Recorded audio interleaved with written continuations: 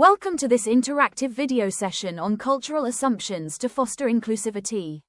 Have you ever wondered how your expectations shape your students' success? Small, often invisible assumptions can influence participation, assessment, and belonging. Today, you will learn how to recognize and transform these assumptions into inclusive practices. By the end, you will be able to recognize bias in teaching practices, understand how stereotypes affect expectations, create inclusive learning environments, and use culturally responsive materials. What is bias? Bias is a natural human tendency to favor or judge based on prior experience. It is often unconscious. In education, bias can appear when second language learners are seen as less capable or when students with special needs are underestimated.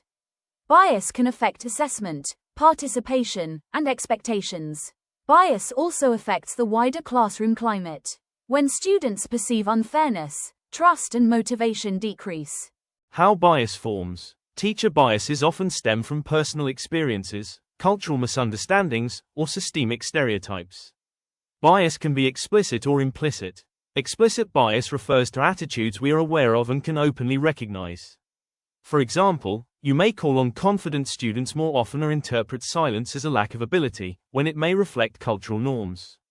Implicit bias, however, consists of unconscious assumptions that influence our behavior without us realizing it. For example, you might give more detailed feedback to students who communicate confidently, while offering less support to quieter students, assuming they are less engaged or capable. Bias is not only individual, but it also exists at systemic and institutional levels. It can be embedded in curricula, assessments, and everyday academic practices. For example, reading lists may prioritize limited cultural perspectives, and grading may favor certain communication styles, such as fast responses or assertive debate. Timed exams can also advantage some learners over others. When students do not see their languages, histories, or perspectives represented, they may feel less visible and valued. Power and privilege shape teaching and learning in often invisible ways. Privilege refers to unearned advantages linked to identity, such as language, culture, or socioeconomic background. For example, students fluent in the language of instruction or familiar with academic norms may find it easier to participate and succeed. Bias, prejudice, and discrimination are related but distinct concepts. Bias refers to unconscious attitudes or assumptions we hold about individuals or groups. Prejudice involves conscious judgments or negative evaluations that grow from these assumptions.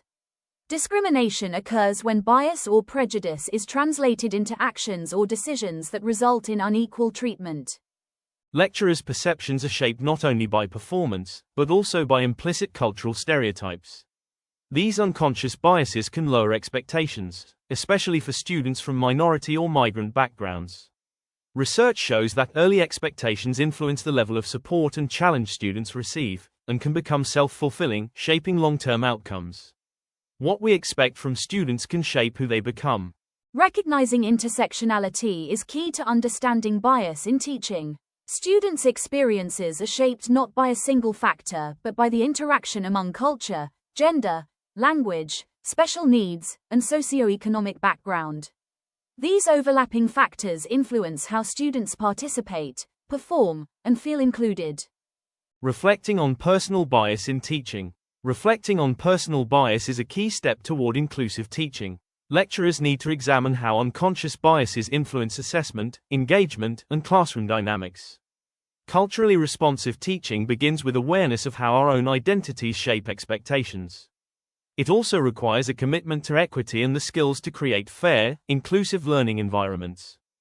Overcoming bias begins with awareness. Recognizing that everyone carries bias is the first step toward change. Effective strategies include reflecting on expectations, using evidence, and considering how factors like gender, language, or background shape behavior. Building relationships through dialogue and empathy is essential. Diversity should be recognized and valued, not ignored. Fair expectations, inclusive assessment, and constructive feedback help all students succeed. An inclusive learning environment begins with respect, safety, and shared responsibility. When clear norms are set, students feel confident speaking, asking questions, and truly engaging. Through structured dialogue and reflection, the classroom becomes a safe space where perspectives are shared, voices are heard, and learning happens together. Inclusive teaching is also about what we teach. Using materials that reflect diverse perspectives helps students feel seen and valued. Lecturers set the tone by modeling openness, guiding difficult conversations, and addressing exclusion. When students are involved in shaping the learning environment, they feel a stronger sense of belonging, and every voice matters. Now we invite you to the quiz section where you can test your knowledge by answering 3 questions. Tick the correct answer. Whether you chose right or wrong, you will be given an explanation for the answer. Here we go.